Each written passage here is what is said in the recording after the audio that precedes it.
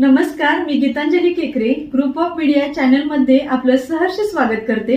पाहूयात आजची एक महत्त्वाची बातमी। एकूण 1892 पन्हाळा तालुक्यातील कुटुंबांचे रेशन होणार बंद। केंद्र शासनाच्या निर्देशानुसार ज्या कुटुंबाचे उत्पन्न दरवर्षी 44,000 रुपयांपेक्षा जास्त आहे अशा कुटुंबियांना रेशन देणे बंद होणार आहे। याचा निकष विविध स्तरावर पडताळला जाणार आहे। सध्या जे कुटुंबीय इन्कम टॅक्स रिटर्न भरतात त्याचा आधार घेऊन पन्हाळा तालुक्यातील साधारणपणे 1892 रेशन कार्ड धारकांचे रेशन आता बंद होणार आहे।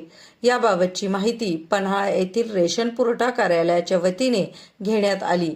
एकीकडे गोरगरिबांना मिळणारे कर्ज इन्कम टॅक्स रिटर्न भरल्याशिवाय कर्ज मिळत नाही, तर उत्पन्न दाखवल्यास शासकीय योजनांचा लाभ मिळत नाही।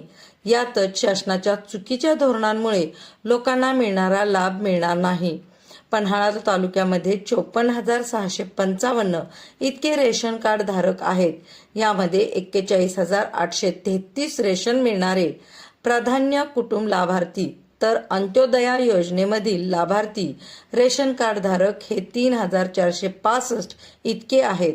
तालुक्याला रेशनिंगसाठी दरमहा साधारणपणे 5,500 ते 6,000 क्विंटल गहू आणि साधारणपणे 4,000 क्विंटल तांदूळ इतका वितरित केला जातो।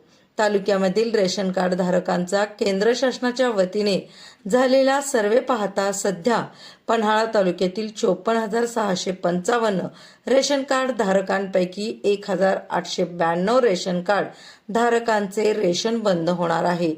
त्यातच या 1,892 जणांचा विचार करता 300 क्विंटल गहू आणि साधारणपणे 200 क्विंटल तांदळाची बचत होणार आहे। या योजनेच्या अंमलबजावणी नजीकच्या काळात केली जाणार असून संबंधित रेशन कार्ड धारकांना सध्या नोटीस पाठविण्याची प्रक्रिया सुरू आहे। 1,892 रेशन कार्ड धारकांचे रेशन येत्या 1-2 महिन्यापासून बंद होण्याची शक्यता आहे। याबाबतची माहिती पन्हाळा इथल्या पुरवठा विभागाच्या शिक्षण अधिकारी ज्योती कपाले यांनी दिली। ग्रुप ऑफ मीडिया चॅनलला लाईक करा, सबस्क्राईब करा आणि शेअर करा।